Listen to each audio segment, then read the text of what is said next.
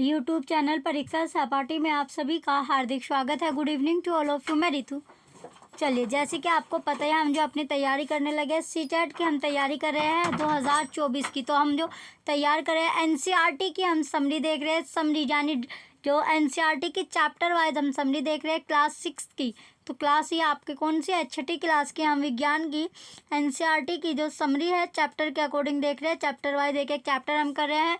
तो आज जो हमारा चैप्टर है चैप्टर 5 आप करने वाले हैं। चैप्टर 5 है आपका पदार्थों का पृथक्करण। सब जो सेपरेशन है यानी सब्सटेंस का सेपरेशन करना, सेपरेशन ऑफ सब्सटेंस या जो पदार्थ है उसका पृथक्करण, उसको अलग करना। क्या करना? अलग करना। तो पदार्थ का को अलग करना, इसका हम देखते चलिए। अब नेक्स्ट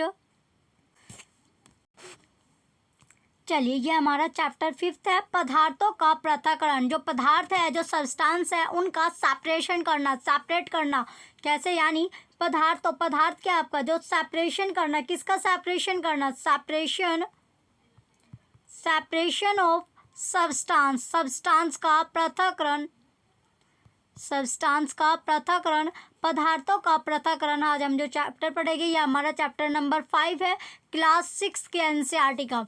चलिए, अब हम पहला जो टॉपिक है, हमारा पहला टॉपिक है पदार्थों का पृथक्करण। जो पदार्थों का जो पृथक्करण है, जो सेपरेशन ऑफ सब्सटेंस है, सब्सटेंस सेपरेशन ऑफ सब्सटेंस। तो पदार्थों का पृथक्करण कैसे होता है? जैसे आपने देखा होगा, जैसे आटा होता है, आटा होता है, आटा छानते हैं। जैसे आटा को क्या करा, छलनी जो है, छलनी के माध्यम से हम क्या करते हैं, जो मीडियम आटा छानने में, आटा जब हम छानते हैं तो उसमें जो हम यूज़ करते हैं छलनी यूज़ करते हैं। जो छलनी है, तो छलनी क्या कर रहे हैं? छलनी आटा में से किसको, जो बूर होता है उसको निकालते हैं। इसी तरह जब हम चाय जो अपनी छानते हैं, यानी छानकर जो चाय पीते हैं, वो भी उसमें भी हम छलनी का यूज़ करते हैं। चाय छलनी जो हमारी होती है उसको यूज़ करते हैं। उससे क्या होता है, जो चाय पत्ती होती है उसको हम अलग करते हैं। तो वही इसमें बात की गई है कि पदार्थों का सेपरेशन करना, जो सब्सटेंस होता है उसका सेपरेशन करना, उसको अलग करना। तो पदार्थों का पृथक्करण इसमें देखते हैं।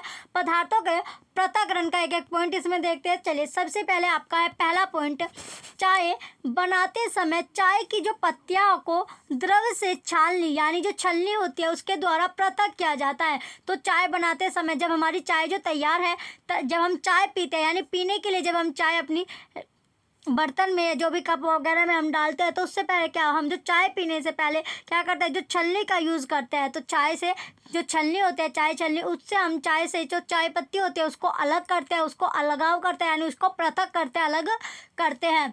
दूसरा पॉइंट है फसल कटाई के पश्चात। जब हमारी जो फसल होती है, जो क्रॉप हम उगाते हैं, जो फसल हम बोते हैं, उसकी कटाई के पश्चात, कटाई के बाद क्या होती है, अनाज को भूसे से पृथक करते हैं।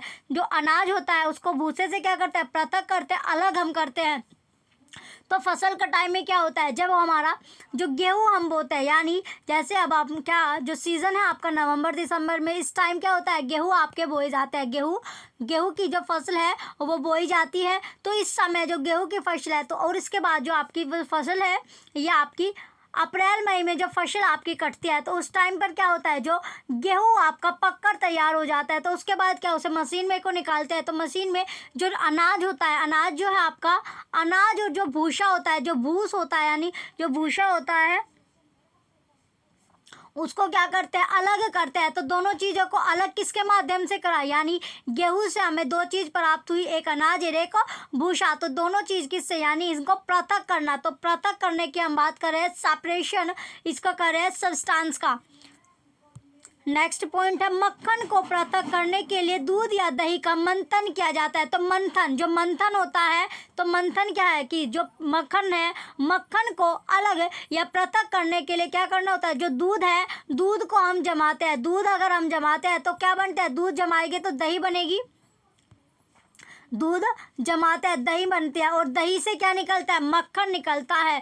तो मंथन इसका हुआ आपका। ऐसे ही आपका नेक्स्ट पॉइंट है रेशों से बीजों को पृथक करने के लिए हम कपास को ओढ़ते हैं। तो रेश जो रेशो होती है, उससे बीजों को अलग करने के लिए हम कपास को ओढ़ते हैं। जो कपास होती है उसको ओढ़ते हैं। पर जैसे आपने नेक्स्ट जो आपका टॉपिक था उसमें आपने देखा भी था, इससे पहले जो हम चैप्टर पढ़े थे तो कपास कोटने वाला जो टॉपिक चैप्टर था हमने उसमें आपने देखा था, तो कपास कोटते थे तो वो आपने सेपरेशन करते हुए भी आपने देखा था। नेक्स्ट पॉइंट है रेत और नमक के मिश्रण से रेत और नमक के मिश्रण से भरा कोई गिलास दिया जाता है। रेत और जो नमक है उसके मिश्रण से भरा कोई गिलास दिया जाता है। मने तो मिश्रण से रेत के कणों को हाथ से बीनकर पृथक करने की सोचना भी असंभव है। पृथक करना भी क्या है, सोचना भी ये असंभव आपका है।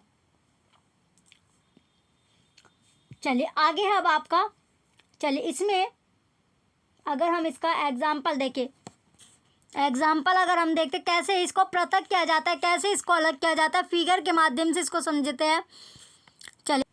चलिए यहाँ पर देखिए, यहाँ पर आपको क्या देखिए, जैसे केतली है तो केतली से ये क्या आपकी छलनी, जिसके माध्यम से हम जो चाय पत्ती होती है उसको अलग कर रहे हैं। तो चाय में से क्या निकाले, जो चाय पत्ती होती है उसको छान रहे, यानी चाय पत्ती, चाय को छानते टाइम जो हमारी छलनी में जो रहते हैं वो क्या है, चाय पत्ती है। तो इसे माध्यम कौन सा मीडियम है हमारा, छलनी। तो छलनी के माध्यम से हम अपनी जो चाय है वो छान रहे हैं और चाय पत्ती को इससे अलग कर रहे हैं। चलिए इसी तरह आपका है जो जब फसल काटते हैं तो फसल काटते टाइम जो है जो रेशो से बीज को पृथक आपका किया जाता है।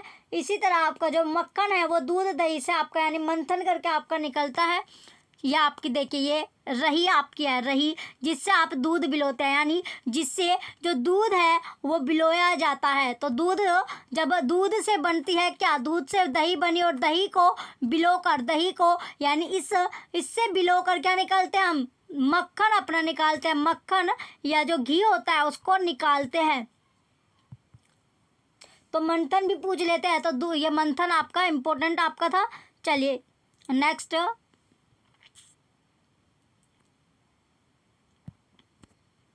आगे जो हमारा टॉपिक है अगला, हम पदार्थों को पृथक क्यों करते हैं, हम जो सब्सटेंस होते हैं उनको अलग क्यों करते हैं। तो पदार्थ को अलग क्यों किया जाता है, जो पदार्थ है उनको अलग क्यों करते हैं। तो पृथक्करण का जो प्रक्रम है, पृथक्करण का जो प्रक्रम है, ये जो प्रक्रिया है, उद्देश्य है जिसके लिए हम पृथक्करण करते हैं, जिसके लिए क्या करते हैं हम पृथक्करण करते हैं।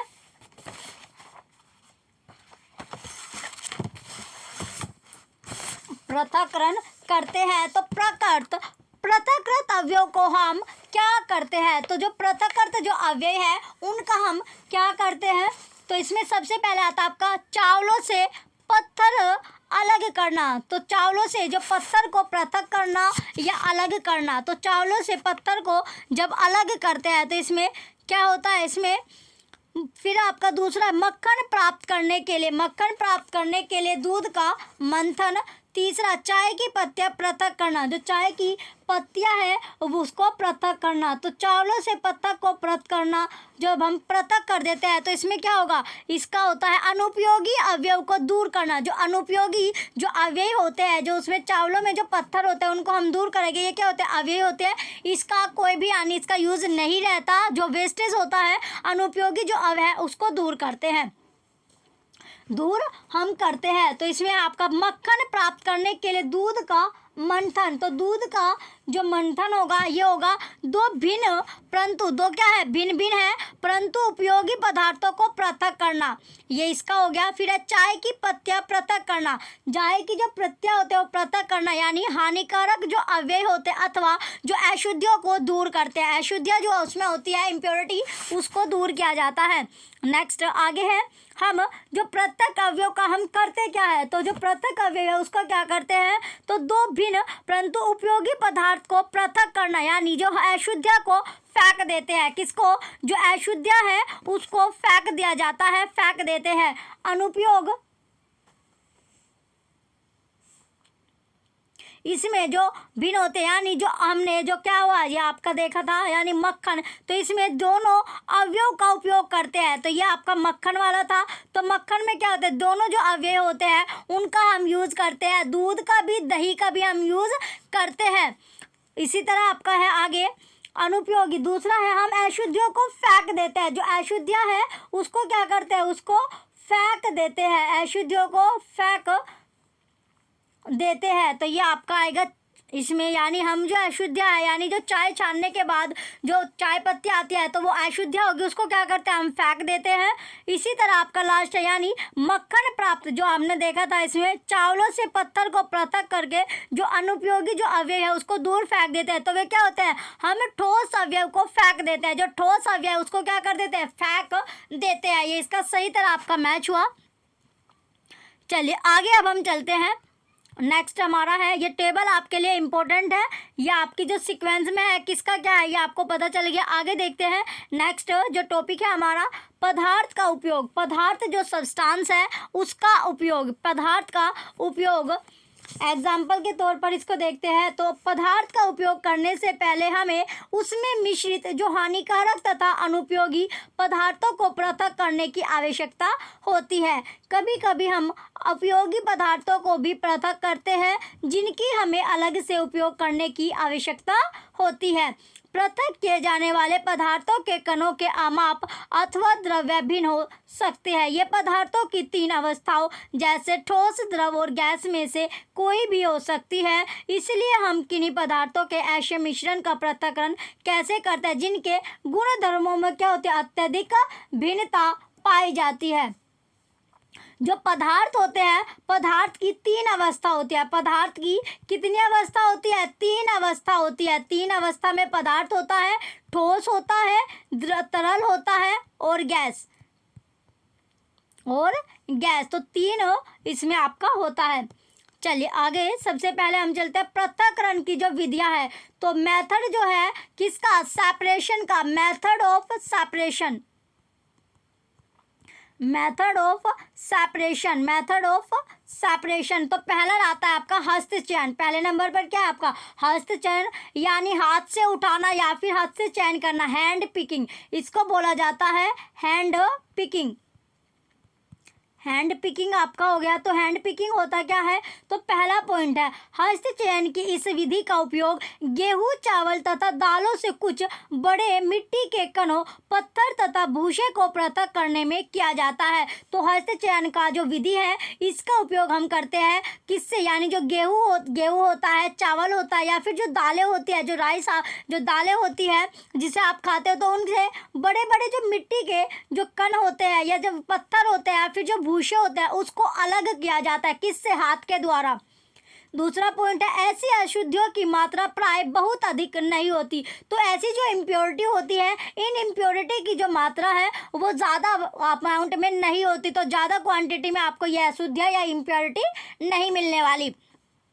तीसरा पॉइंट है ऐसी स्थितियों में हस्तचयन द्वारा पदार्थों को पृथक करना एक सुविधाजनक विधि लगती है। तो ऐसी जो सिचुएशन होते हैं तो इस सिचुएशन में आप हैंड पिकिंग या फिर हस्तचयन जो है इसका इस्तेमाल कर सकते हो, जिससे जो सब्सटेंस है सब्सटेंस को सेपरेट आप कर सकते हो बिना किसी, यानी ये आपको लिए हेल्पफुल है, सुविधाजनक आपको लगता है, बिना किसी प्रॉब्लम के आप इसको अलग कर सकते हो। जो इसमें आपको जो इसमें कण आपको मिलेंगे, कणी, पत्थर, ये भूसा आपको मिलते हैं, तो इजीली आप इसको अलग कर पाओगे। चलिए हाथ से चुनने वाले, तो इसमें आपका जैसे गंदगी, पत्थर और भूसे आपके होते हैं। एग्जाम्पल लेते हैं, दुकान से खरीदे गए अनाज का एक पैकेट कक्षा में लाइए। तो दुकान से आपने जो अनाज खरीदा है उसका एक पैकेट आपको कक्षा में लाना है, क्लासरूम में आपको लाना है। अब अनाज को कागज़ की जो सीट होती है उस पर आपको फैलाना है। किस पर, जो कागज़ की सीट है उस पर फैलाइए। इसमें पत्थर के टुकड़े, जो पत्थर के जो टुकड़े होते हैं, भूसे, टूटे हुए अन्य कण तथा अन्य खाद्य कण हैं। अपने हाथ से पत्थर के टुकड़े, भूसे तथा अन्य कणों को इससे पृथक आप कीजिए। जैसे आप चले सिंपली, जब आप चावल बनाते हो, क्या बनाते हो, जब घर में आप चावल बनाते हो तो चावल बनाने से पहले क्या, जो चावल होते हैं उनको साफ़ किया जाता है, यानी उनको साफ़ करके जब उनको बनाया जाता है तो साफ़ करने में क्या किया जाता है, हाथ का आप यूज़ करते हैं। तो हाथ से क्या, जो उसमें कंकड़ आपको दिखती है, कंकड़ आपको दिखती है, या फिर जो छोटे छोटे उसमें जो कनी होती है आपके कंकड़ हो गई, उसको आप निकालते हो किससे, यानी हस्तचयन, हैंड पिकिंग के माध्यम से वो आपको निकालते हैं। बिना किसी प्रॉब्लम के आप इसका यूज़ कर सकते हैं। चलिए नेक्स्ट आगे है आपका थ्रेशिंग। नेक्स्ट जो टॉपिक है, नेक्स्ट टॉपिक में है आपका थ्रेशिंग। थ्रेशिंग क्या होती है, थ्रेशिंग जो है, थ्रेशिंग क्या बोली जाती है, तो थ्रेशिंग होता क्या है, थ्रेशिंग जो है उसे क्या बोला जाता है, तो थ्रेशिंग को यानी भूसी निकालनी, थ्रेशिंग क्या होता है, भूसी को निकालना। तो सबसे पहले आपका आता है, पहला पॉइंट है सूखे पौधों की डंडियों से, सूखे जो पौधे होते हैं उनकी जो डंडियां होती है उनसे अनकनों अथवा अनाज को पृथक करने के प्रक्रम को थ्रेशिंग कहते हैं। ये आपके इम्पोर्टेंट है, यानी थ्रेशिंग किसे कहते हैं, जो सूखे पेड़ों की, जो सूखे पेड़ हो जाते हैं उनकी जो डंडियां होती है उनके जो अनकन अथवा जो अनाज है उसको पृथक करने के प्रक्रम या सीक्वेंस जो प्रक्रम है उसी को थ्रेशिंग बोला जाता है।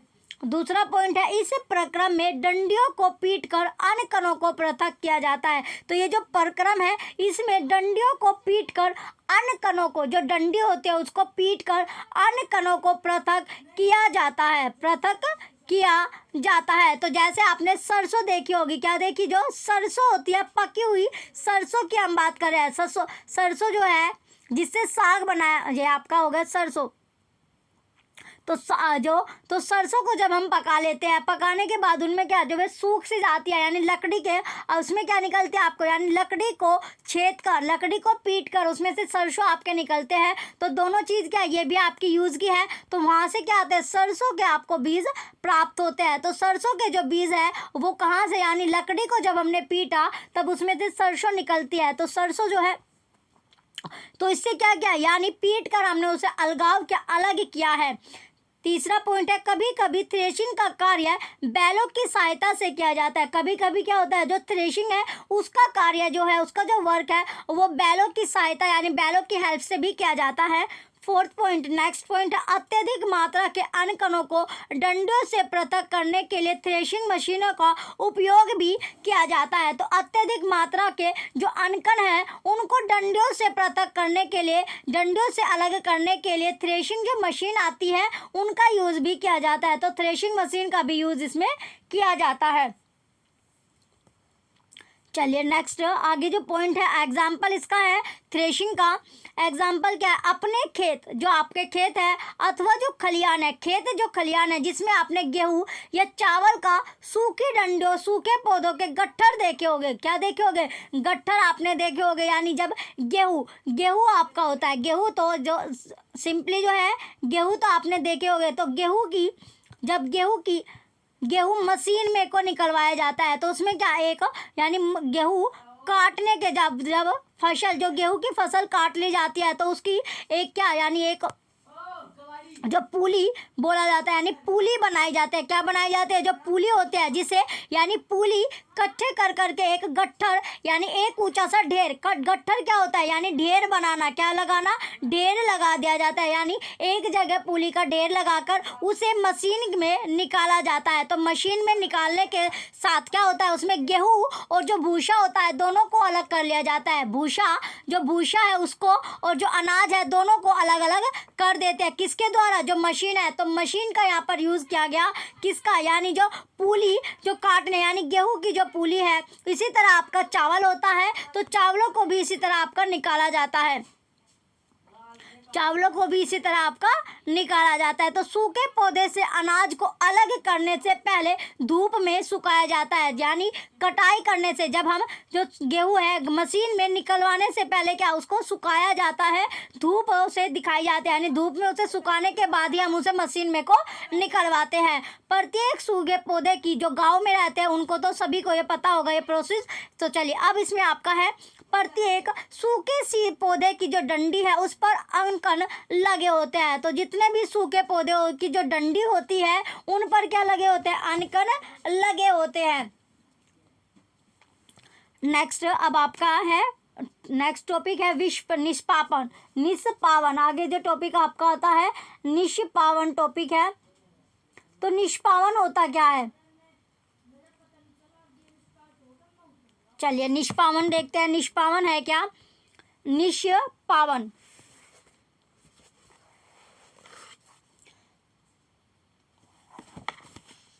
चलिए थ्रेशिंग का हम पहले फिगर देख लेते हैं, थ्रेशिंग होता क्या है। तो थ्रेशिंग जो है वो होता क्या है, देखिए ये क्या है, ये आपका थ्रेशिंग है, यानी ये क्या है आपका, आप देख रहे हो इसमें ये क्या कर रहा है, जो ये व्यक्ति है इसके पीछे क्या दिख रही है आपको, पूली दिख रही है, यानी गेहूँ, जो गेहूँ कटने के बाद इस तरह की आपकी पूली बनाई जाती है और ये आपको एक ढेर दिख रहा है। और इस जिससे क्या होता है, यानी जो ये आपको ये पूली जो दिख रही है क्या है, ये आपकी पूली है, गेहूं की जो पूली बनाई जाती है। तो धूप दिखाने के बाद धूप से फिर इससे क्या किया जाता है, यानी इसमें अनाज और भूसा इससे मशीन के द्वारा, थ्रेशिंग के द्वारा इससे अलग हो जाता है। चलिए अब अपने नेक्स्ट टॉपिक की ओर चलते हैं। नेक्स्ट टॉपिक है हमारा निष्पावन। तो निष्पावन होता क्या है, सिंपली जो निष्पावन है, निष्पावन किसको बोलते हैं, तो निष्पावन जो होता है यानी सूखे, पहला पॉइंट है निष्पावन का, सूखे रेत तथा लकड़ी के बुरादे, जो सूखा जो रेत होता है और जो लकड़ी के जो बुरादे होते हैं अथवा सूखी पत्तियों का पाउडर का एक मिश्रण आपको बनाना है। क्या बनाना है, उसे मिक्स करना है। इस मिश्रण को, जो मिक्सर है इसको खुले मैदान में ले जाइए, खुला जो मैदान है उसमें आपको ले जाना है तथा किसी ऊंचे समतल स्थान पर खड़े हो जाइए। तो किसी जो ऊंचे स्थान है यानी जो समतल है, सपाट जो है उस पर आपको खड़ा हो जाना है। मिश्रण को प्लेट में अथवा समाचार पत्र पर रखिए। तो जो मिश्रण है, जो मिक्सचर है उसको आपको या तो प्लेट में रखना है या फिर जो न्यूज़पेपर है होता है, समाज पत्र, जो समाचार पत्र है, न्यूज़पेपर जो होता है उस पर आपको रखना है। आगे पॉइंट है, जिससे प्लेट अथवा समाचार पत्र पर मिश्रण रखा है उसे पकड़ कर क्या करना है आपको, हवा में कंधे की ऊंचाई तक ले जाकर, जो कंधा आपका होता है, जो शोल्डर है उसकी जो हाइट है यानी कंधे के आपके ऊंचाई तक, यानी कंधे की ऊंचाई तक वो लेके जाना है, शोल्डर की ऊंचाई तक, शोल्डर की हाइट तक आपको लेके जाना है। थोड़ा सा टेढ़ा, फिर आपको क्या करना है, थोड़ा सा वो टेढ़ा करना है ताकि मिश्रण धीरे धीरे नीचे फिसले। तो जो मिश्रण है, जो मिक्सचर है वो धीरे धीरे नीचे फिसल जाए। आगे है, दोनों अवयव रेत एवं बुरादा या सूखी पत्तियों का जो पाउडर है एक ही स्थान पर गिरते हैं, एक ही स्थान पर गिरते हैं। नेक्स्ट टॉपिक है, कोई अवयव ऐसा है जो वायु के द्वारा, जो कोई अवयव क्या होता है, जो वायु यानी जो हवा चलती है उसके द्वारा दूर जाकर वो उड़कर गिरता है। नेक्स्ट पॉइंट है, भूसे के हल्के कण, जो भूसे के हल्के हल्के जो कण होते हैं वो पवन यानी हवा के साथ उड़कर दूर एकत्र हो जाते हैं, यानी दूर वो इकट्ठा होना स्टार्ट हो जाते हैं। जबकि भारी अनकण जो होते हैं, जो भारी होते हैं पत्थर, उन्हें ये जो भारी भारी कंकर होती है, पत्थर होते हैं, उसे को पृथक होकर निष्पावन प्लेटफॉर्म के निकट एक ढेर बना लेते हैं। तो भारी जो होगा वो नज़दीक गिरेगा और जो हल्के होंगे वो दूर जाकर पड़ेंगे। अलग हुए भूसे को पशुओं के चारे सहित अन्य कई परियोजना में प्रयोग किया जाता है। तो अलग हुआ जो भूसा है वो पशुओं के चारे में यूज़ किया जाता है या अन्य कई परियोजना में उसका यूज़ कर सकते हैं, उसका यूज़ किया जाता है। किसी मिश्रण के अवयव को इस प्रकार पृथक करने की जो विधि है वही आपकी निष्पावन कहलाती है। वही विधि क्या कहलाती है, आपकी निष्पावन कहलाती है। तो निष्पावन का उपयोग पवनों अथवा वायु के झोंकों द्वारा मिश्रण से भरी तथा हल्के अवयव को पृथक करने में किया जाता है। साधारणतः किसान इस विधि का उपयोग हल्के भूसे को भारी अनकणों से पृथक करने के लिए भी करते हैं।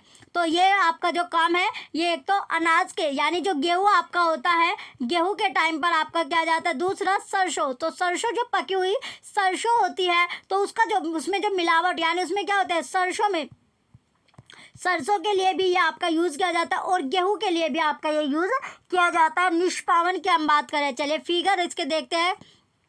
देखिए ये आपकी फिगर है, तो इसमें क्या जो ये आपको यहाँ पर क्या दिख रहा है, ये आपकी हवा की दिशा हो गई, किसकी, जो हवा आती है हवा की दिशा है, किसकी, हवा की दिशा। तो इधर से क्या आ रही है, हवा आ रही है, ये हवा की दिशा हो गई, डायरेक्शन है हवा की, एयर की। ये हो गया आपका, ये जो है सूप हो गई, ये आपकी हो गई सूप। इसमें जो आपका ये है, ये आपका है भूसा। ये क्या निकल रहा है इसमें, ये आपका भूसा है, ये जो है ये क्या हो जाएगा, भूसा हो जाएगा। और जो नीचे आपको ढेर दिख रहा है, ये किसका ढेर है, अनाज का ढेर आपको दिख रहा है, तो अनाज का ढेर हो गया। तो इसमें तो क्या हो रहा है, ये आपकी हवा की दिशा है, यानी जिस तरफ से हवा आ रही है उस तरफ आपको, यानी ये आपकी इस पर यानी एक ऊंची, यानी देखिए यहाँ पर आपका शोल्डर का जो शोल्डर है, जो कंधे है, कांधे की ऊंचाई तक ले जाने के बाद इसको क्या क्या हल्का टेढ़ा करके, हल्का सा टेढ़ा करके इसको क्या कह रहे छान रहे, यानी इसमें हवा की दिशा में। तो इसमें क्या हो रहा है, जो हल्की चीज़ है यानी जो भूसा है वो हल्का होता है, ये दूर जाकर आपका पड़ा हुआ है, और जो अनाज है वो पास में यानी नज़दीक में इसके पड़ा हुआ है। तो नज़दीक में जो है अनाज आपको दिख रहा है, और दूर जो पड़ा रहा है, दूर जो इकट्ठा हो रहा है वो आपका भूसा होगा। तो इसी तरह ये जो विधि होती है इसको बोला जाता है निष्पावन। इस विधि से यानी निष्पावन करना, कोई मिश्रण है उसके अवयव को अलग करना, पृथक करना, इस विधि से, तो ये आपका निष्पावन विधि बोला जाता है। नेक्स्ट आगे अब आपका है, चलिए नेक्स्ट टॉपिक है चालन। आगे जो टॉपिक आता है ये आपका हो जाएगा चालन। चलिए अब है हमारा चालन। अगला टॉपिक क्या है, चालन। चालन किसको बोला जाता है, आटे के छोटे कण, चालनी, जो आटे के जो छोटे छोटे कण होते हैं वो छलनी के छिद्रों द्वारा निकल जाते हैं। तो आटे के छोटे कण के जो छलनी है उसके जो छिद्र होते हैं उस द्वारा निकाल जाते हैं, जबकि बड़ी अशुद्धियाँ छलनी में रह जाते हैं। तो बड़ी बड़ी जो अशुद्धियाँ होती है वो छलनी के अंदर ही रह जाती है। प्राय आटे की मील में, आटे की जो मील है उसमें गेहूं को पीसने से पहले पत्थरों तथा भूसे जैसी अशुद्धियों को हटाया जाता है। तो आटे की मील में गेहूं को अगर हम पीसते हैं तो गेहूं को पीसने से पहले जो पत्थर होता है उसमें या जो भूसा होता है उसे, उसकी जो इम्प्योरिटी है, उसकी जो अशुद्धि है उसको हटाया जाता है, तभी वो पिसता है। नेक्स्ट पॉइंट है साधारणतः जनरली गेहूं की बोरी को एक तिरछी छालनी पर डाला जाता है। तो गेहूं की जो बोरी होती है उसको एक तिरछी सी जो छालनी होती है उस पर डाला जाता है, उस पर क्या किया जाता है, उस पर डाल दिया जाता है। चालन द्वारा पत्थर, डंडिया तथा भूसा जो निष्पावन तथा थ्रेशिंग के बाद गेहूं में रह जाता है को दूर किया जाता है। तो उसे क्या कर दिया जाता है, दूर उसे कर दिया जाता है। आगे है आपका नेक्स्ट पॉइंट, अपने इसी प्रकार के बड़े बड़े चालनों को भवन निर्माण वाले स्थानों पर रेत से कंकड़ तथा पत्थर पृथक करने के लिए उपयोग में लाते हुए देखा होगा। तो ये भी आपने देखा होगा, जब घर बनाते हैं तो घर में भी यानी जो रेत में जो कंकड़ या पत्थर आ जाते हैं तो उसे अलग करने के लिए भी इसका यूज़ किया जाता है चालन का। चालन विधि का उपयोग मिश्रण के दो अवयव जिनकी मापों में अंतर हो करने में किया जाता है। तो ये आपका किया जाता है, आपने जनरली देखा भी होगा, घर में भी इसको यानी जब घर बनाते हैं, मकान आपका तैयार किया जाता है तब भी इसका यूज़ किया जाता है। तो चालन का जो यूज़ है वो किया जाता है। चलिए चालन को देखिए, सबसे पहले इसकी फिगर देख लेते हैं एक बार चालन की। देखिए ये तो आपका आटे वाला है, यानी जब आप आटा छानते हो, आटा या आपका ये छलनी है, ये क्या है, छलनी आप देख रहे हो। तो छलनी से जब आटा छानते हैं तो आटा जब आप छानते हो तो इसमें क्या होता है, जो कंकड़ होती है या फिर जो इसमें बूर होता है, क्या होता है, जो बूर होता है वो इसमें रह जाता है, यानी बूर जो होता है वो छलनी में ही रह जाता है, और जो कंकड़ होते हैं वो भी इसमें रह जाते हैं। नीचे क्या, जो आटा आपका होता है, यानी आटा आपका नीचे छिद्रों से, जो छिद्र होते हैं इसमें होल होते हैं छोटे छोटे, जो इसमें छिद्र आपको दिखते हैं, छेद आपको दिखते हैं, उनसे आटा आपका नीचे आ जाएगा। लेकिन जो इसमें आपकी इम्प्योरिटी होती है, अशुद्धियाँ होती है, वो इसमें छलनी के जो छिद्र है उन्हीं में रह जाते हैं, यानी छलनी में ही वो रह जाती है। और जो आपका नेक्स्ट आगे है दूसरा फिगर था हमारा ये, तो चालन के द्वारा जब रेत की जो गेहूं की जो बोरी है, गेहूं की बोरी इस चालन में डाल दी जाती है, और इस जो चालन है के द्वारा जो है कंकड़ और पत्थरों को रेत से क्या किया जाता है, अलग किया जाता है, रेत से पृथक किया जाता है। तो इसे ये आपने देखा भी होगा, जब घर आप बनाते हो तब भी इसका यानी कई कंकड़ पत्थर को हटाने के लिए इसका यूज़ किया जाता है, इसका उपयोग किया जाता है। नेक्स्ट अब हमारा टॉपिक है, चलिए नेक्स्ट टॉपिक है अब हमारा अवसाधन, निस्तारण तथा निसंध्यन। नेक्स्ट टॉपिक क्या है हमारा, अवसाधन, निस्तारण तथा निसंध्यन हमारा टॉपिक है, निसंध्यन टॉपिक है। तो इसमें एग्जाम्पल के तौर पर हम लेते हैं सबसे पहले चावल। उदाहरण के तौर पर क्या लिया हमने, चावल तथा दाल में धूल मिट्टी जैसे हल्के कण हो सकते हैं। तो हो सकता है ये जनरली है, चावल तथा दालों को पकाने से पहले, चावल तथा दालों को पकाने से पहले इस प्रकार की अशुद्धियाँ को पृथक करता है। यानी चावल और दाल जब हम बनाते हैं उससे पहले चावल और दाल को साफ किया जाता है और जो उसमें कंकड़ मिट्टी होती है उसको अलग किया जाता है। प्राय पकाने से पहले चावल या दालों को जल से भी धोया जाता है। पहले उसको साफ किया जाता है, हस्त जो चयन था आपका हैंड पिकिंग के माध्यम से चावल और दाल से जो कंकड़ पत्थर होते हैं वो निकाले जाते हैं, फिर उसको जल से क्लीन किया जाता है, यानी धोया आपका जाता है, साफ किया जाता है।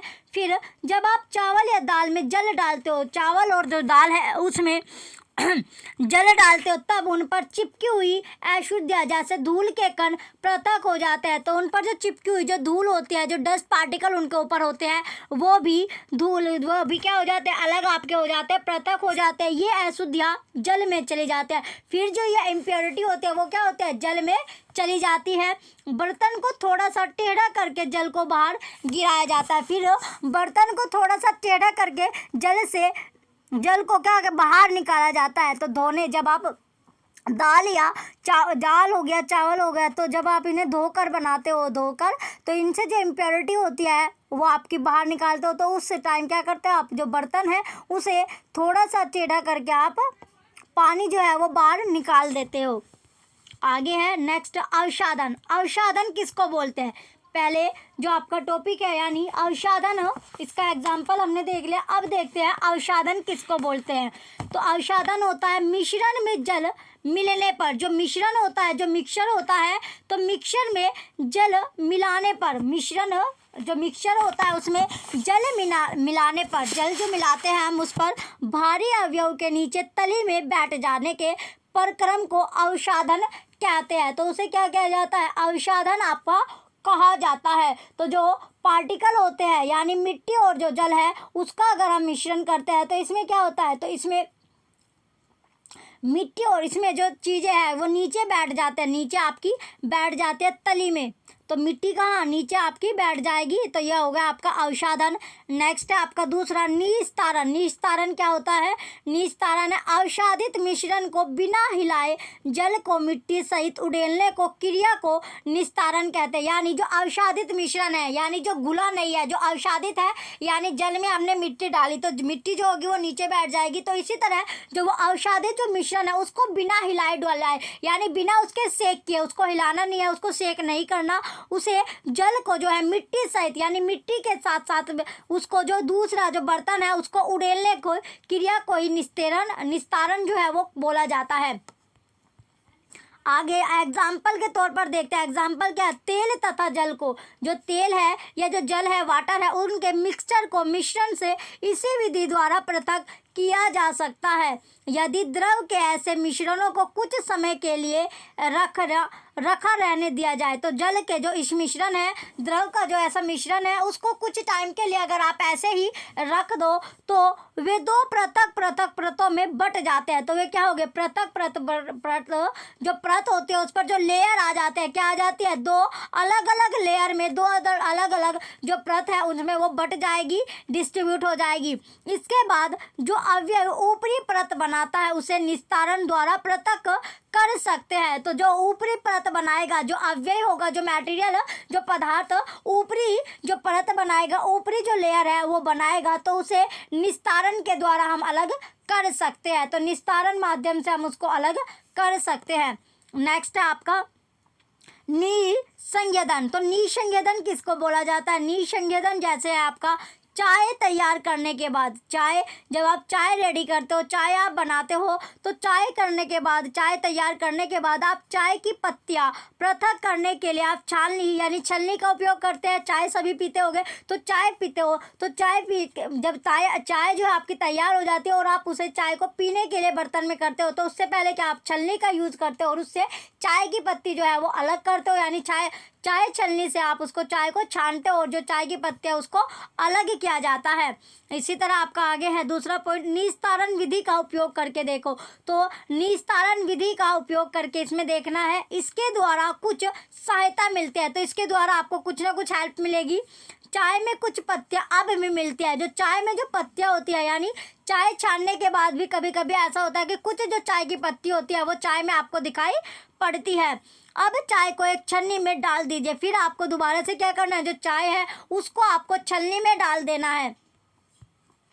चाय की सारी पत्तियां चलनी में रह जाती हैं। इस प्रक्रम को निस्संदेह फिल्टर करना कहते हैं। तो जो चाय की जो सारी पत्तियां होगी, जो चाय की पत्तियां होती है वो कहाँ पर रह जाएगी, जो छलनी है, जिस छलनी से यानी चाय छलनी जो आपके होते हैं जिससे आप चाय छानते हो, उसमें वो सारी पत्तियां आपकी रह जाएगी। और तो इसी प्रक्रम को या इसी प्रक्रिया को, इसी प्रोसेस को निस्संदेह या फिर फिल्टर करना भी बोलते हैं, फिल्टर भी आपका बोला जाता है। एग्जाम्पल के तौर पर देखते चलिए, एग्जाम्पल इसका लेते हैं। कपड़े के टुकड़े में, जो कपड़े का जो टुकड़ा है उसमें बुने हुए तागों के बीच में छोटे छोटे छिद्र अथवा रुंध्र होते हैं। तो जब आप कपड़े के जो टुकड़े हैं उसको जो बुने हैं, यानी कपड़ों के टुकड़े में बुने हुए तागों, जो हम कपड़ा जो हाथ से जिसकी सिलाई होते हैं, कपड़े जो हाथों से बुने जाते हैं, तो वो उन कपड़ों की बात करें तो उनके बीच में क्या होता है, स्पेस रह जाता है, छोटे छोटे जो छिद्र है, छोटे छोटे छेद आपको देखने को मिलेंगे। कपड़े के इन्हीं छिद्रों का उपयोग निस्संदेह के रूप में किया जाता है। तो कपड़ों के जो छिद्र आपको दिखते हैं, इन्हीं को यानी इनका उपयोग जो है, इनका जो यूज़ है वो निस्संदेह के रूप में भी हम कर सकते हैं। कैसे, यदि जल अब भी गंदा है, तो जो जल है, जो वाटर आपने लिया वो अब भी गंदला है, तो अशुद्धियों को फिल्टर पत्र द्वारा निस्संदित कर सकते हैं, जिसमें और भी छोटे रुंध्र हो सकते हैं, जिसमें और भी छोटे छोटे रुंध्र या जो आपके छिद्र होते हैं वो आपको दिखाई पड़ सकते हैं। फिल्टर पत्र एक ऐसा निस्संदेह होता है जिसमें अत्यंत सूक्ष्म छिद्र होते हैं। फिल्टर पत्र के उपयोग से संबंधित विभिन्न चरण जो है, जो स्टेज है वो दर्शाए गए हैं, रिप्रेजेंट किए गए हैं।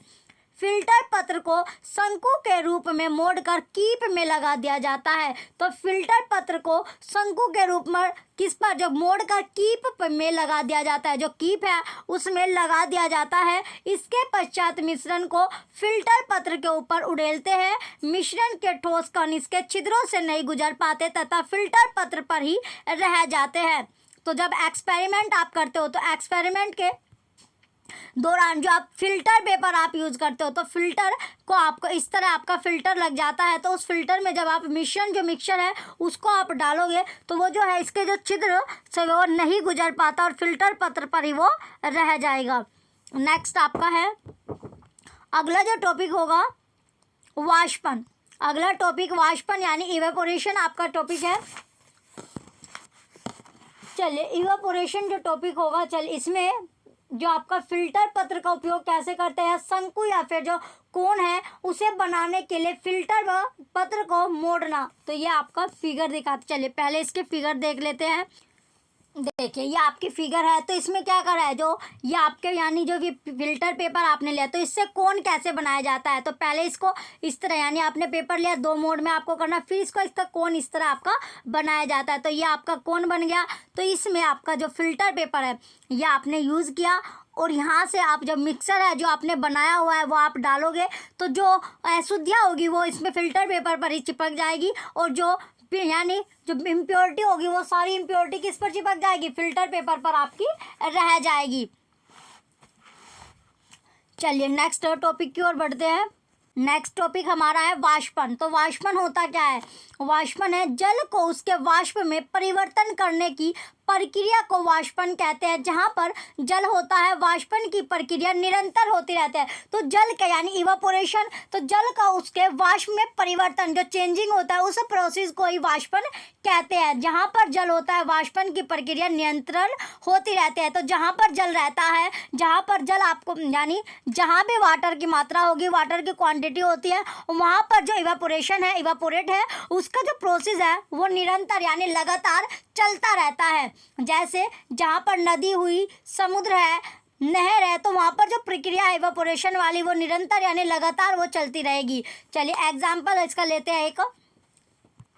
एक बीकर में थोड़ा सा जल लेकर, एक बीकर जो आपने लिया उसमें आपको थोड़ा सा जल लेना है। तो थोड़ा सा जल लेकर उसमें 2 चम्मच आपको क्या डालना है, नमक यानी जो साल्ट होता है वो आपको डालना है, तथा अच्छी तरह उसको सेक करना है, हिलाना है। फिर आपको क्या करना है, जैसे हमने जो सेकंड चैप्टर आपका था उसमें हमने सेक किया था, हिलाया था, उसी तरह जल के रंग में कोई परिवर्तन देखते हैं। तो अगर जल का जो रंग है, जल का जो कलर है उसमें कोई चेंज आपको दिखाई देगा, हिलाने के बाद आप बीकर में कोई नमक देखते हो या नमक के जल से भरे बीकर को गर्म कीजिए। फिर आपको क्या करना है, जो नमक का जो जल है वो भरा जो बीकर था, यानी नमक के जल से जो आपने बीकर भरा था उसको गर्म आपको करना है। क्या करना है, उसको गर्म करना है, जल को उबाल कर। फिर जो जल है, जो वाटर है, उसको उबल कर उड़ने दीजिए, यानी उबाल दीजिए उसे। जब आप उसे उबालते रहेंगे तो उबाल कर क्या होगा, वो उड़ता रहेगा। ये जो आपकी क्रियाकलाप है, ये आपने क्या, तो इस मिक्सचर या इस मिश्रण में जल तथा नमक युक्त जल से भरे बीकर को गर्म करना तथा जल तथा नमक को पृथक करने के लिए वाष्पन की प्रक्रिया का इसमें प्रयोग किया गया है। इवापोरेशन का जो प्रोसेस है वो इसमें किया गया है। चलिए आगे, अब आपका दूसरा जो है, दूसरा हम लेते हैं, तो इसमें आपका है समुद्र वाला। तो समुद्र का जो जल है उसमें अत्यधिक मात्रा में क्या होता है, लवण मिश्रित होता है। तो समुद्र जो है इसमें सी जो आपका होता है, सी जो आपका होता है यानी समुद्र, तो इसमें क्या होता है, ज़्यादातर क्वांटिटी में आपको लवण जो है, लवण इसमें मिक्सचर आपका मिलता है। इन्हीं लवणों में से एक लवण क्या होता है, साधारण, यानी जनरली जो साधारण जनरल साल्ट आपका होता है, साधारण नमक इसमें पाया जाता है। जब समुद्र के जल को, जो समुद्र का जो जल है, सी का जो वाटर है, वो बड़े बड़े उथले गड्ढों में भरकर छोड़ दिया जाता है। बड़े बड़े जो गड्ढे बनाए जाते हैं उनमें भरकर ये छोड़ दिया जाता है।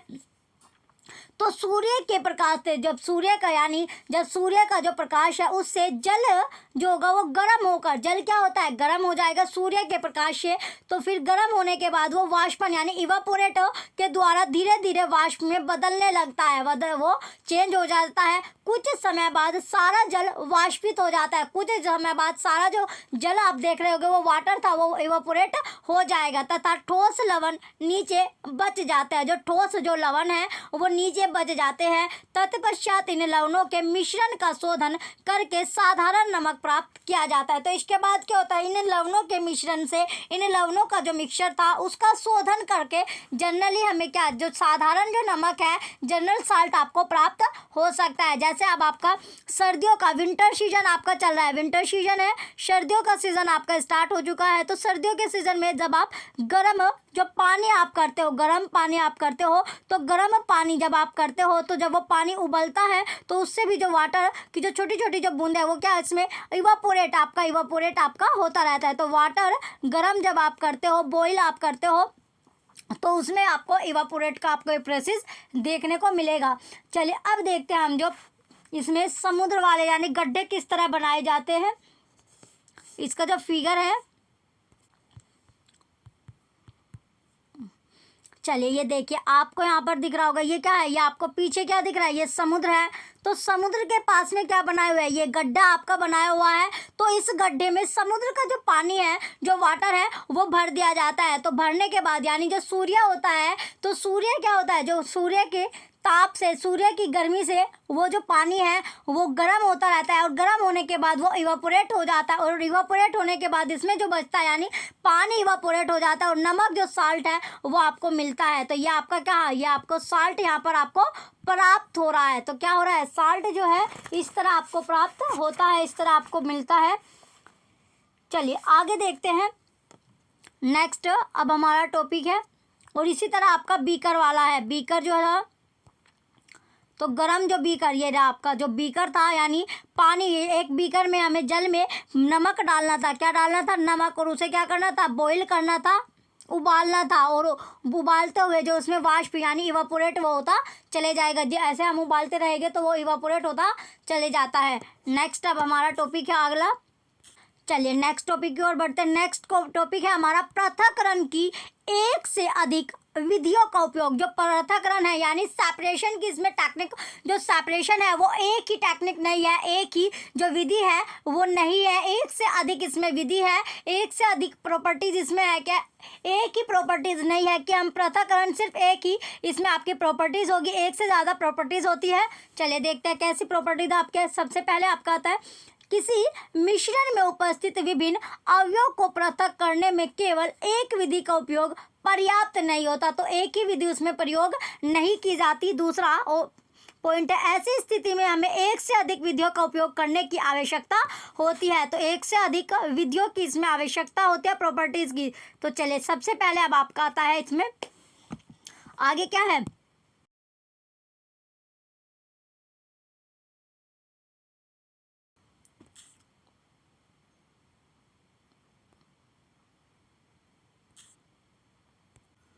चलिए अब हमारा जो आगे है रेत और नमक का मिश्रण लेते हैं। एक्सपेरिमेंट जो हमारा एग्जाम्पल या एक्सपेरिमेंट आप बोल सकते हो, उसमें रेत जो सैंड है और जो नमक है जो साल्ट है उसका हमने मिक्सचर लिया। इस मिक्सचर को बीकर में रखना है। इस मिक्सचर को हमने क्या किया, बीकर में रख दिया तथा इसे कुछ जल मिलाया। फिर इसमें क्या किया, इसमें हमने कुछ जो जल है जो वाटर है इसमें ऐड किया। इसके बाद बीकर को कुछ समय के लिए एक और रख देना है। फिर इसके बाद जो बीकर है उसे हमें कुछ टाइम के लिए रख देना है बिना छेड़छाड़ के। आप यह देखते हैं तो इसमें क्या देखते हैं कि जो रेत है वो बीकर की तली में बैठ गया। जो रेत होगा वो किसकी तली में बैठ जाएगा, जो बीकर है, जो हमने बीकर लिया है, जो बर्तन हमने लिया है उसकी तली में बैठ जाएगा। इस निस्तारण या निस्संयोजन द्वारा पृथक कर सकते हैं। इस जल में वही नमक है जो कि आरंभ में मिश्रण में था। तो इस जल में वही आपको मिक्सचर मिलेगा, जो कि वही नमक आपको मिलना है जो आरंभ में मिश्रण में था या फिर मिक्सचर में था। अब इस निस्तारित द्रव से नमक व जल को पृथक करना है। इस द्रव को किसी केतली में भरकर इसका ढक्कन बंद करिए। अब कुछ समय तक केतली को गर्म कीजिए। फिर क्या करना है, आपको केतली जो है उसको गर्म करना है। एक धातु की प्लेट लीजिए। फिर आपको क्या करना है, एक आपको धातु की प्लेट लेनी है जिस पर कुछ बर्फ रखी हो। फिर जो बर्फ होती है वो आपको रखनी है। प्लेट को केतली की टोंटी के ठीक ऊपर पकड़िए। केतली के सारे जल को भाप में बदलने में दीजिए। यानी जो केतली है उसका सारा जो जल है वो किसमें, भाप में बदलने दीजिए। जब भाप बर्फ से ठंडी की गई, जो बर्फ होगी वो जो भाप है वो बर्फ से ठंडी की गई प्लेट के संपर्क में आती है तो वह संघनित होकर द्रव जल बन जाती है। प्लेट के नीचे से बूंद बूंद होकर नीचे गिरने वाला यह जल संघनन द्वारा भाप बना है। तो ये जो भाप, ये किसके द्वारा, संघनन के द्वारा ये भाप बना है। चलिए अब इसे फिगर से देखते हैं। चलिए इसको फिगर के माध्यम से अगर हम देखते हैं, ये आपका हो जाएगा फिगर। इसका जो फिगर है देखिए, ये आपका फिगर है। तो इसमें क्या है, जो केतली है, ये केतली गरम आपकी हो रही है तो इसमें ये आपका बीकर है। ये केतली गरम आपके यानी नीचे इसके आग जली हुई है, ये आपका बीकर है, बीकर लिया है। और यहाँ पर क्या है, ये प्लेट जो है इसमें बर्फ़ के टुकड़े। और ये नीचे क्या है, आपको ये यहाँ से आपको वाटर, यानी जो वाटर है, जो बूंदे आपको दिख रही होगी, बूंदे दिख रही होगी जो संघनन। तो ये किसके द्वारा, यानी संघनन के द्वारा। इसी प्रक्रिया को क्या है, ये आपका संघनन आपका हो गया। तो संघनन। चलिए आगे अब देखते हैं इसमें नेक्स्ट हमारा जो टॉपिक है, नेक्स्ट टॉपिक है अब हमारा संघनन। तो संघनन होता क्या है, संघनन क्या है, जल वाष्प से उसकी द्रव अवस्था में परिवर्तित होने का जो प्रोसेस है उसी को संघनन कहते हैं। तो जल वाष्प जो है, जो वाटर इवापोरेट है, उसकी जो लिक्विड स्टेज होती है, जो लिक्विड जो स्टेज है उसमें जो परिवर्तित होता है, यानी परिवर्तित होने का जो प्रोसेस है, जो प्रक्रिया है, उसी को संघनन कहा जाता है। नेक्स्ट पॉइंट है, इस प्रकार हमने मिश्रण से नमक, रेत तथा जल को निस्तारण, निस्संयोजन, वाष्पन तथा संघनन विधियों का प्रयोग कर सफलतापूर्वक पृथक किया है। जल किसी पदार्थ की कितनी भी मात्रा को घोल सकता है। जो जल है वो किसी भी मटेरियल, किसी भी पदार्थ की कितनी भी क्वांटिटी हो, कितनी भी मात्रा उसको घोल देता है। इस कार्य के लिए आपको एक बीकर अथवा गिलास, एक चम्मच नमक तथा जल की आवश्यकता पड़ेगी। आधा कप जल बीकर में उड़ेलिए। आधा कप क्या जल है जो आपको बीकर में उड़ेलना है। एक चम्मच नमक इसमें डालकर तब तक विलोड़ित कीजिए जब तक यह पूरी तरह से ना घुल जाए। यानी एक चम्मच नमक इसमें डालकर आपको विलोड़ित क्या, यानी आपको सेक करना है, हिलाना है। इसको क्या करना है, हिलाना है, सेक आपको करना है। अब फिर 1 चम्मच नमक डालें। फिर इसके बाद आपको दोबारा से 1 चम्मच नमक आपको डालना है और भली भांति विलोड़ित कीजिए। विलोड़ित होता है आपका सेक करना, हिलाना। इसी प्रकार 1 चम्मच करके नमक मिलाते तथा विलोड़ित करते जाइए। तो इसी प्रकार आपको इसी तरह से जानी, अगर नमक उसमें घुल गए फिर से आपको 1 चम्मच लेना है और उसमें नमक डाल देना और उसको सेक करना है। देन आपको घुलने के बाद फिर से उसमें 1 चम्मच आपको नमक डालना है। तो यह प्रोसेस आपको करते रहना है। नेक्स्ट है आपका आगे संतृप्त विलयन। आगे आता है नेक्स्ट जो टॉपिक है संतृप्त विलयन। तो संतृप्त जो विलयन है ये आपका क्या है, संतृप्त विलयन। तो संतृप्त जो विलयन होता है, कुछ चम्मच भर नमक मिलाने के बाद क्या आप यह पाते हैं कि कुछ अविलयन नमक बच जाता है। तो जब आपने चम्मच भर नमक मिलाने के बाद आपने क्या देखा कि उसमें जो अविलय जो नमक बच जाता है, जो घुलता नहीं है और बीकर की तली में बैठ जाता है। यदि हाँ, तो इसका अर्थ यह हुआ कि अब इस जल में अधिक नमक नहीं घुल सकता। अब यह विलयन संतृप्त विलयन कहलाता है। यानी जब उसमें नमक या जो चीज़ हमने या जो लिया है उसमें घुलती नहीं है, यानी वो बच जाती है, तली में बैठ जाती है, नहीं घुलती सेक करने के बाद भी, तो इसी प्रोसेस को विलयन संतृप्त आपका बोला जाता है। यानी एक इसका क्या होता है, एक क्वांटिटी होती है, वो क्वांटिटी कंप्लीट होने के बाद क्या होता है इसमें फिर आपका जो आगे उसमें आप ऐड नहीं कर सकते। तो उसमें आप आगे जो चीनी है या जो नमक है उसको ऐड नहीं कर सकते। फिर वो जो बर्तन है उसके नीचे जो तली होती है उसमें जाकर बैठ जाएगा। नेक्स्ट टॉपिक है, इसका एग्जाम्पल लेते हैं अब हम। बीकर में कुछ जल लीजिए। जो बीकर है उसमें या कोई बर्तन है उसमें हमें जल लेना है तथा उसमें तब तक नमक मिलाना है, तब तक उसमें नमक ऐड करना है जब तक कि इसमें और नमक ना घुल सके। यानी उसमें तब तक हमें नमक ऐड करते रहना है, तब तक उसमें नमक या जो चीनी है वो ऐड करनी है जब तक उसमें जो नमक है वो नीचे तली में ना बैठ जाए।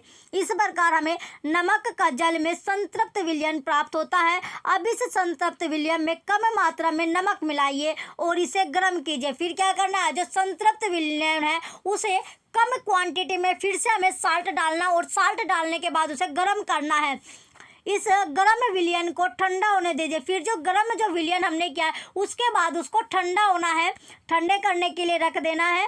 बीकर की तली में जो नमक होगा वो पुनः बैठाता दिखाई देता है। जो बीकर है, जो बीकर हमने जो बर्तन है, तो बर्तन की तली में जब वो ठंडा हो जाएगा उसके बाद फिर से आपको क्या दिखेगा, तली में जो आपका दोबारा से वो नमक बैठ जाएगा, वो चीज़ें बैठ जाएगी तली में आकर। गर्म करने के बाद जब वो ठंडा होता है, गरम करने पर नमक की अधिक मात्रा घोली जा सकती है। गरम करने पर नमक की जो मात्रा है वो अधिक आपकी घोली जा सकती है।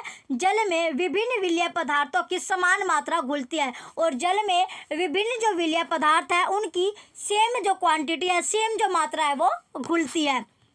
नेक्स्ट टॉपिक है आगे जो हमारा है, नेक्स्ट है 2 गिलास आपको लेने हैं। क्या करना है, 2 गिलास आपको लेने हैं। 2 गिलास लीजिए और प्रत्येक में आधा कप पानी भरिए। आधा कप क्या करना है, आपको पानी भरना है।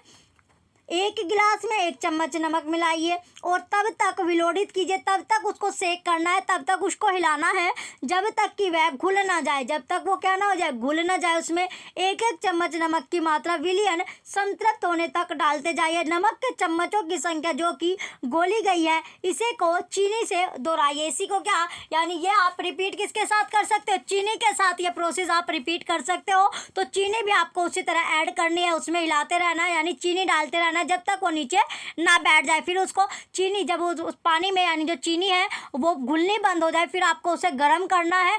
कम क्वांटिटी में चीनी ऐड करके उसे गर्म करना है। फिर आपको गर्म करने के बाद उसे दोबारा से ठंडा करके रखना है। ठंडा करते ही जो चीनी आपने ऐड करी होगी वो तली में आपकी बैठ जाएगी। इसे को जल में विलय अन्य पदार्थों में भी आप रिपीट कर सकते हो, दोहरा सकते हो। हमने पदार्थों के पृथक्करण की कुछ विधियों के विषय में चर्चा किया है। तो यहाँ पर जो डिस्कस हमने किया है पदार्थों का पृथक्करण यानी सेपरेशन ऑफ सब्सटेंस। तो सब्सटेंस को जो पदार्थ है उनको सेपरेट कैसे करते हैं, उनकी कुछ टेक्निक, कुछ जो विधियाँ थी उसका आज हमने पढ़ा, यानी उसकी विधियों के बारे में डिस्कस किया है, चर्चा हमने की है। इस अध्याय जो हमारा अध्याय है इसमें हमने पृथक्करण की विधियों का उपयोग विज्ञान प्रयोगशाला में भी किया जाता है। तो विज्ञान की जो प्रयोगशाला उसमें भी ये किया जाता है।